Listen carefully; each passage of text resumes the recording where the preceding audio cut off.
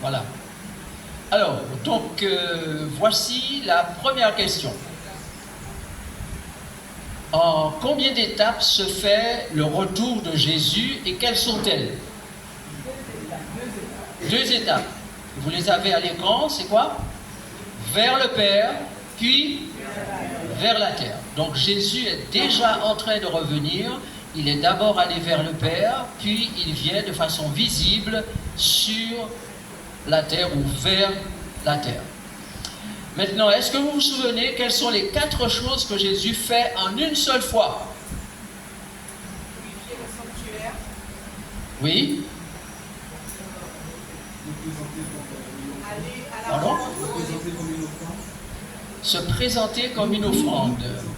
Nous présenter. Ok? Il s'avance vers ça c'est la 3e, je crois. Deuxièmement, il s'avance vers l'ancien des jours pour recevoir le royaume. D'accord? Puis, qu'est-ce qu'il fait? Il entre dans le temple pour purifier les fils de Lévi et assumer la présentation des offrandes au Père. D'accord? Voilà ce que Jésus fait. Ensuite, 4e, il assure la préparation de son mariage avec le Père et se marie. Donc il y a la préparation du mariage et le mariage. Car vous savez que le royaume des cieux est semblable à un roi qui fit des noces pour son fils. D'accord? Donc c'est actuellement que cette opération de mariage a lieu dans les cieux. Et nous qui sommes sur la terre, nous sommes appelés à participer à cette opération, à cette action, par la foi, et comprendre quel est notre rôle dans le mariage. Puisque les croyants ont un rôle à jouer dans le mariage qui se déroule maintenant dans le ciel.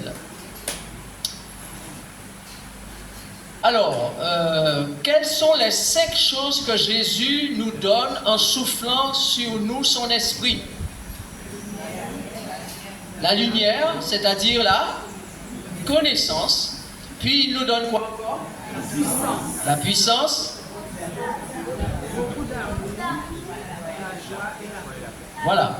Donc Jésus nous donne la connaissance. Il nous donne la capacité de vaincre le mal. C'est la puissance. Beaucoup d'amour pour Dieu et pour le prochain. Et il nous donne joie et paix. Donc, nous avons vu hier soir que c'est la chose la plus importante de nos vies. Recevoir ces 5 choses.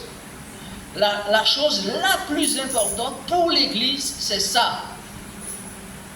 Donc, les pasteurs, les anciens, les responsables qui prennent la parole doivent beaucoup insister pour que l'Église conscientise que la chose la plus importante, c'est ça. C'est pas prêcher l'Évangile, n'est-ce pas? Aussi important que ça soit, et ce n'est pas attendre le retour de Jésus. Parce que si on n'a pas ça, on n'est prêt ni pour le retour de Jésus, ni pour faire l'œuvre que Jésus s'attend à ce que nous fassions. D'accord? Donc chacun de nous qui disons aimer Jésus, qu'est-ce que nous devons faire? Crier vers lui. Prier ardemment, abondamment, pour qu'il souffle sur nous lumière, puissance, beaucoup d'amour, de joie et de paix. Car le monde a besoin de lumière, le monde a besoin de voir la puissance de Dieu et obéir à la parole de Dieu, à la loi de Dieu, c'est-à-dire vaincre le mal. Le monde a besoin beaucoup d'amour, de joie et de paix. Maintenant, vous êtes 2, 3 personnes assises ensemble, 4, 5. Je vais vous demander de faire un exercice ce matin. À quoi devrait ressembler aujourd'hui une église qui a ces 5 dons de la part de Jésus? Imaginez son fonctionnement, faites des petits groupes ou de grands groupes, comme vous le voulez, et discutez de cette question pendant 5 minutes. À quoi devrait ressembler, peut-être 10 minutes sera mieux, parce que 5 minutes, ça passe très vite. D'accord? Donc, dans des petits groupes de 2, de 3, de 4, de 5, de 6, comme vous êtes sur une même rangée de chaises, rapprochez-vous et poser la question suivante. À quoi devrait ressembler aujourd'hui une église qui a ces 5 dons de la part de Jésus? Quel serait son fonctionnement aujourd'hui dans ce monde?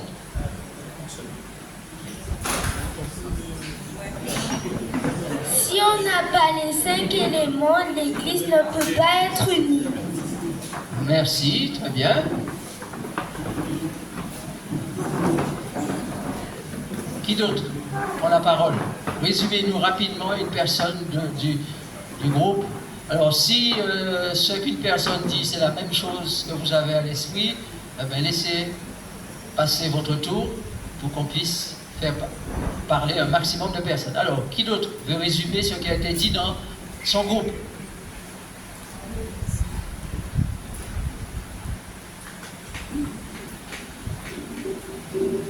À l'église de Calvaire, nous connaissons bien cela et nous savons mettre en pratique l'amour du prochain.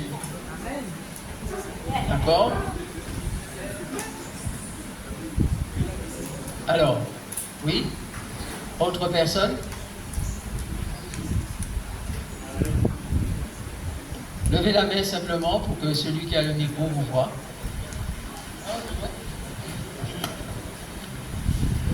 Vas-y. Dans mon groupe, on a parlé de ressembler à Jésus. Ce qu'on nous demande à faire là maintenant, c'est de à Jésus, être identique comme lui. Comme il a fait sur terre, nous devons faire pareil. Oui, mais on fait comment? La question est, à quoi ressemble une église qui a ces 5 choses? Donc, dis-moi, à quoi elle ressemble l'église? Il y a une réponse ici. Il y a une réponse ici. Alors, il a encore le micro. On termine quand il aura terminé. Tu as terminé. C'est gagner la confiance de la population qui nous entoure. Ok, merci. Dans notre groupe, nous avons dit que c'est une église qui est un jardin partagé. Un jardin partagé. Ok. Et qui mange ensemble tous les samedis. Ah, ok. Voilà. Les fruits du jardin. C'est concret ça. Voilà, merci. Merci. Alors, qui d'autre? Oui.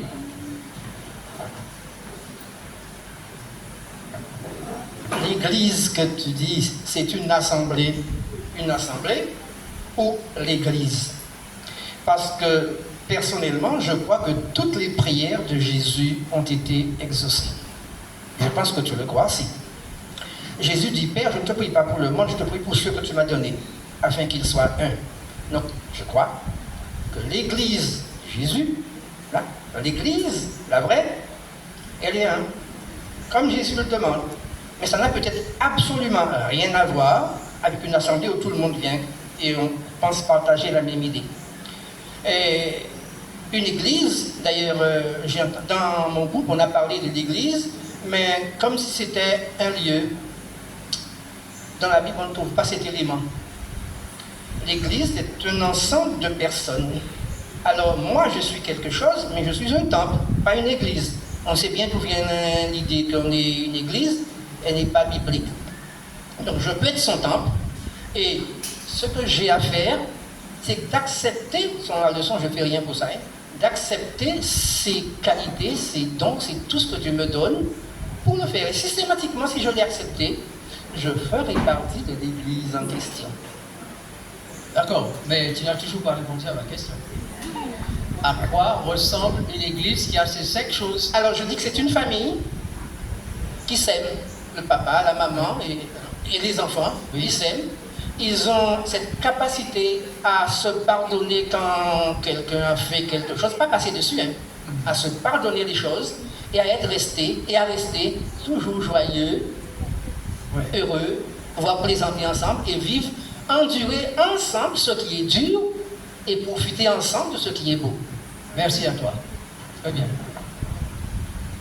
Oui? Je voulais rajouter quelque chose. Que si une église possédait ces 5 dons, et je pense que nous les avons en nous, ça demande à chacun de faire un effort de ressembler à Jésus. Ça serait une église sainte, sanctifiée, puisqu'on aurait la connaissance, la puissance, la joie, la paix, tout irait bien. On saurait vivre ensemble, et je pense que c'est ce qu'on vit, parce que quand on regarde ce qui se passe dans le monde, pour rien au monde, on retournerait en arrière. Et on avance de sanctification en sanctification avec ces dons. Plus on les cultive, plus on devient fort en Jésus. Et on a la puissance pour dominer justement sur ce qui se passe, comme il nous a donné le casque du salut, la cuirasse de justice, pour se protéger des puissances et aussi pour aussi nous protéger entre nous. Parce que c'est aussi ça l'amour. C'est inconditionnel. D'accord. Alors, pour clore avec cet aspect, j'ajoute à la question une question de compréhension. Comment se conduirait une église qui a ces 5 dons avec les autres communautés de la citoyenneté ou de la commune, de la ville, etc. Comment on se conduit en tant qu'église ayant les 5 dons avec les autres?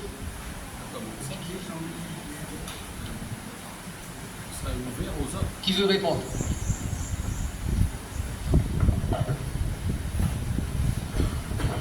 L'Église, elle est comme Christ, elle est ouverte. Et on a vu à travers la leçon qu'à chaque fois, Paul répète, des 2, il n'en a fait qu'un. Donc, on doit être ouvert à tous ceux qui nous entourent. Maintenant, ceux qui n'ont pas la connaissance, etc., il y a des limites. Je dis ouvert, mais pas, comment dirais-je, comment je vais dire ça? Oui, on devrait être ouvert puisque on doit être en contact. L'Église doit être en contact. L'importance de l'Église à travers la joie, la paix, la lumière, etc., c'est d'être en contact les uns avec les autres, en interne, mais aussi en externe. Parce que sinon, cette paix, elle sert à qui? Comme disait Luciano, c'est pas une assemblée, c'est pas un club. Un club, c'est fermé, alors que l'Église n'est pas fermée. L'Église, elle est ouverte parce qu'il y a une mission qui est avec cette Église. Donc cette Église-là ne peut pas être statique. Elle est en mouvement.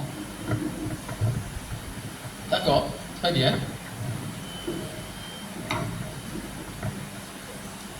Voilà. On entend mieux là. Alors, est-ce qu'il y a une réponse? Est-ce qu'il y a une autre, quelque chose d'autre? Oui.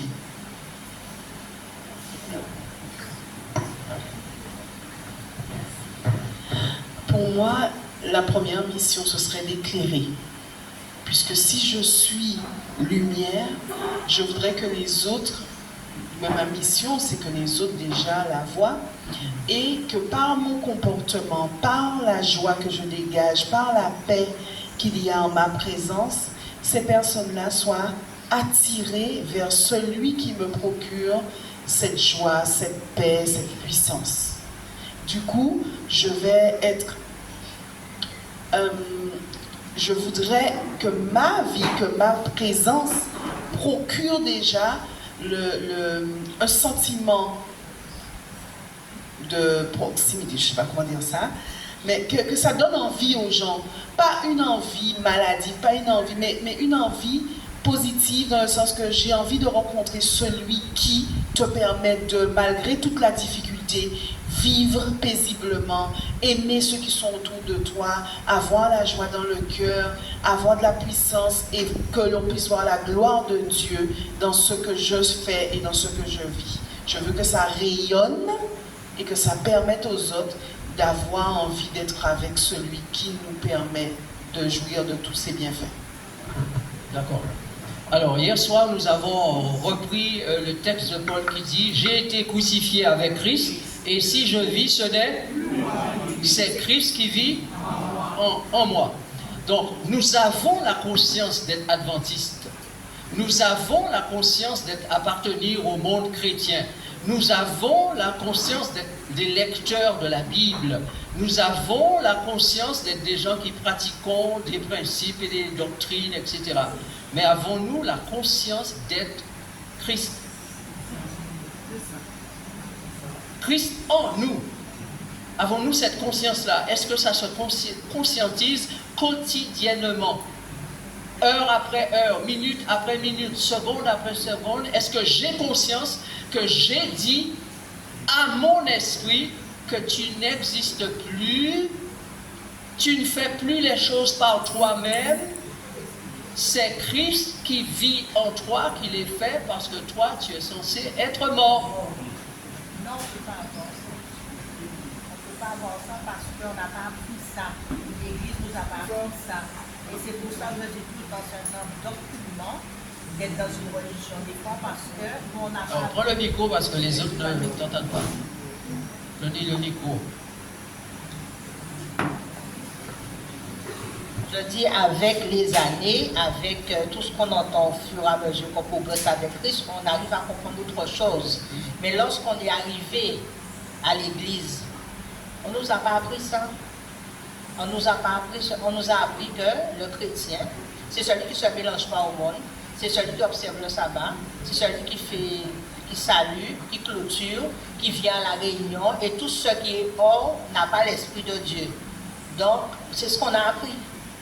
Donc, aujourd'hui, tu nous dis de désapprendre pour réapprendre, et c'est une très bonne chose. Parce que la priorité, effectivement, c'était le retour de Jésus, le salut en Jésus, l'évangélisation, et ça s'arrêtait là. Mais ne pas se mêler aux autres. Et qu'on avait toute la vérité, et les autres n'avaient rien. Donc aujourd'hui, je dis que gloire soit à Dieu, qu'on apprend à réapprendre. Parce que sans ça, c'est comme si on n'est pas chrétien. Sans ça, l'Église n'existe pas. Sans ça, on ne peut pas faire une mission autour de nous parce qu'on n'a rien compris. Donc je suis contente d'être là et d'entendre ça aujourd'hui. D'accord, Dieu soit loué. Oui, alors, on va prendre une dernière remarque, le micro. Ici.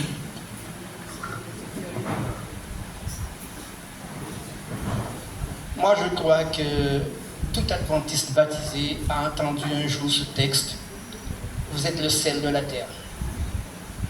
Et il est impossible que le sel donne de la saveur à un aliment s'il n'est pas mélangé. Impossible.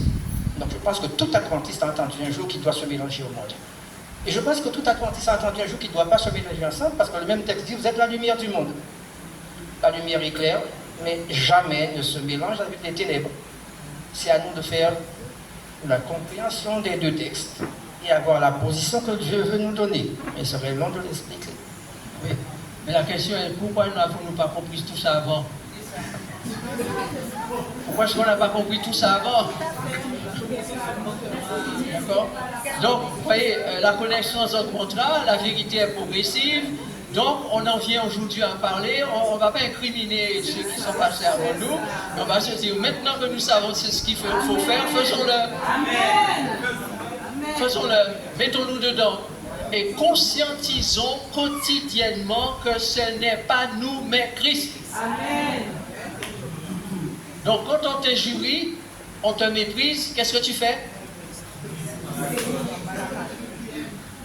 Tu remets la chose à Christ. Seigneur, c'est toi que l'on frappe, c'est toi qu'on injurie, c'est toi que l'on blesse. Je suis mort. Je suis mort.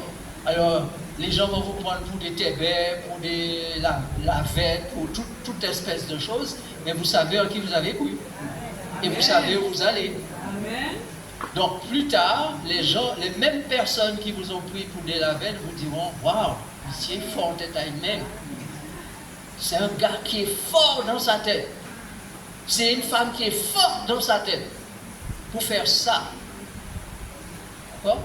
Mais l'idée aujourd'hui, c'est de désapprendre pour réapprendre, et cela est tout à fait bénéfique. Il nous reste 5 minutes pour la première partie. Il y a une première.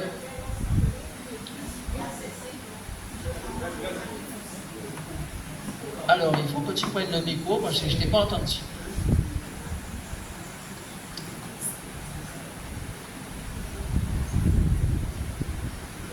Merci. J'ai entendu beaucoup de réponses, mais je veux savoir qu'est-ce que je marque comme réponse à la question à quoi devrait ressembler à une église qui a ses saints, puisque je dois transmettre.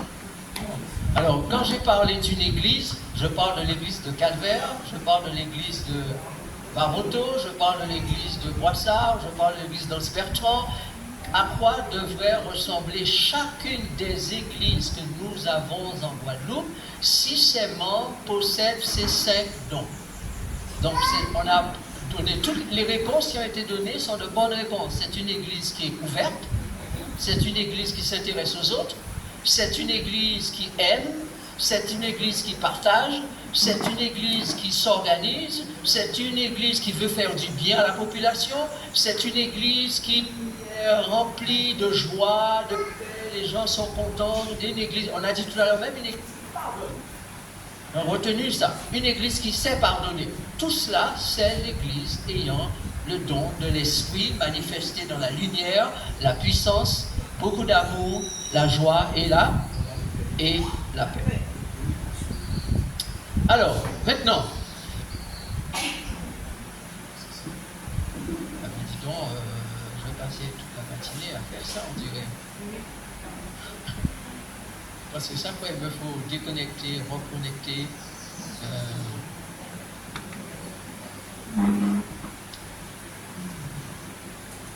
Alors, c'est quoi le problème? On va quitter la réunion. Je ne suis toujours pas connecté, là, on dirait. Ça se reconnecte, ça tourne.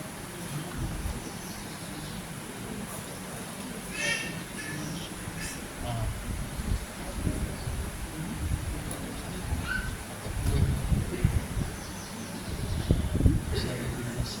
Alors, on sent. Je ne suis pas connecté. Je ne comprends pas.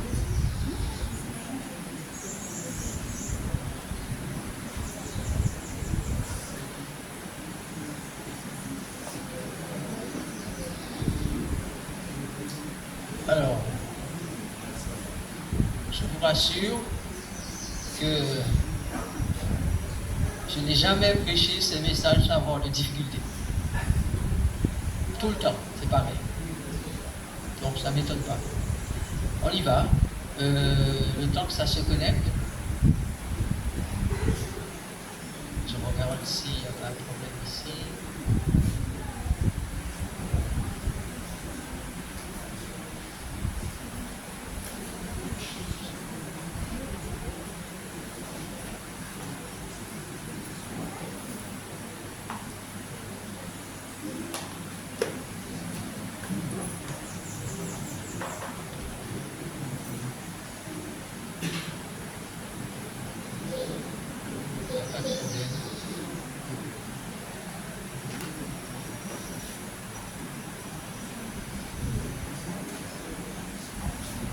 Alors apparemment il n'y a plus de réseau, c'est le réseau. Hein.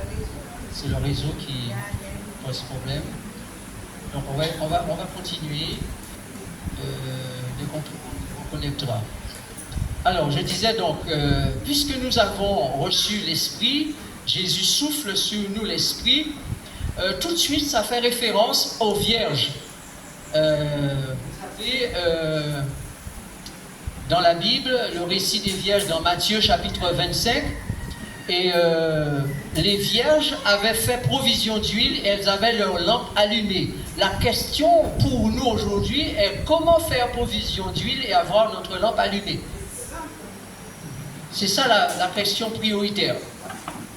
Je dois absolument avoir clairement dans ma tête qu'est-ce que ça veut dire faire provision d'huile et qu'est-ce que ça veut dire avoir ma lampe allumée. Et si cette question est répondue dans mon esprit, alors je peux pouvoir voir dans ma vie des choses être transformées, changées, être de plus en plus semblables à Jésus. Maintenant, lorsque les 5 choses sont en moi, j'ai une façon de réagir émotionnellement. Parce que vous savez, quand on vous pique, c'est les émotions qui entrent en jeu et elles vous font réagir instinctivement. Alors, avoir l'une des, on appelle ça, des vertus de l'esprit, c'est la maîtrise de soi. Donc, si on a l'esprit vous est donné en abondance, on acquiert l'amour, la joie, la paix, la patience, la douceur, la bonté, la bienveillance, la fidélité et la maîtrise de soi. C'est ça, l'esprit vient avec tout ça. Donc, avoir l'esprit, c'est la culture de toutes ces choses en nous. Maintenant, ça ne prend pas 2 jours, ni 3 jours, c'est toute une vie. Mais le croyant qui est en permanence sous le souffle de l'esprit, on le voit grandir, se développer, acquérir de plus en plus de maîtrise de ses émotions, de plus en plus de patience, de plus en plus de douceur, de plus en plus de fidélité et de maîtrise. Voilà. Donc quand quelqu'un dit c'est qu'on sent rien, on y a un problème. On y a un problème. Parce qu'on ne peut pas dire ça. Hein? Ça veut dire qu'on peut changer. Ouais. Donc on ne peut pas dire ça. Donc si l'Esprit de Dieu habite en toi, tu diras mon frère, excuse-moi, prends patience avec moi, Jésus travaille en moi. D'accord? Je m'excuse, prends patience avec moi, Jésus travaille en moi.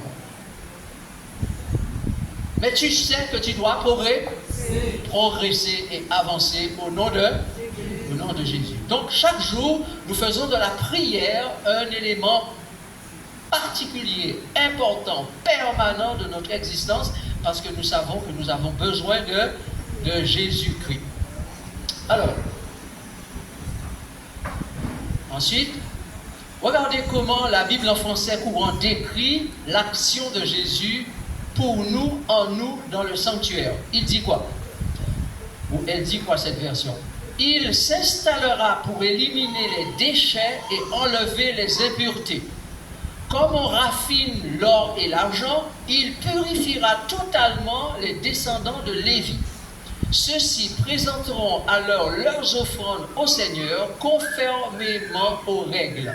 Le Seigneur accueillera favorablement les offrandes des gens de Juda et de Jérusalem comme auparavant dans les années du passé.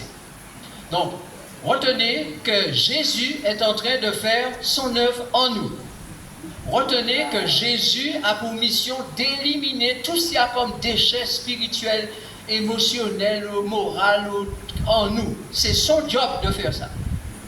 Ce n'est pas nous qui allons faire ça, hein, mes amis. Nous ne sommes pas capables, nous n'avons pas les moyens de nous parfaire, de nous rendre bons. Mais Christ en nous fait l'œuvre qu'il a à faire. D'accord? Et j'aime bien cette citation d'Ellen White. Je vais vous la dire. Voilà, c'est celle-ci.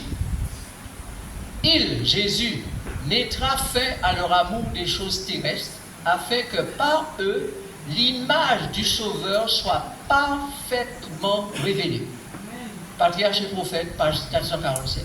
Donc Jésus a pour mission, a pour job, de faire en sorte que nous parvenions à détester les choses terrestres, à ne plus aimer les choses terrestres, pour aimer donc les choses célestes, afin que son image soit parfaitement révélée en nous. Donc, plaise à Dieu que cette œuvre-là ait déjà commencé dans ta vie, dans la mienne, et que elle puisse se poursuivre jusqu'à ce que nous atteignions ce que Paul dit dans Éphésiens 4, la stature parfaite de Dieu en Christ. Amen. Voilà, nous allons clore ici pour cette première partie. On va pouvoir se détendre un peu, se lever, boire un peu d'eau, il fait chaud, et revenir pour la deuxième et dernière partie de la matinée. Voilà. Merci à vous.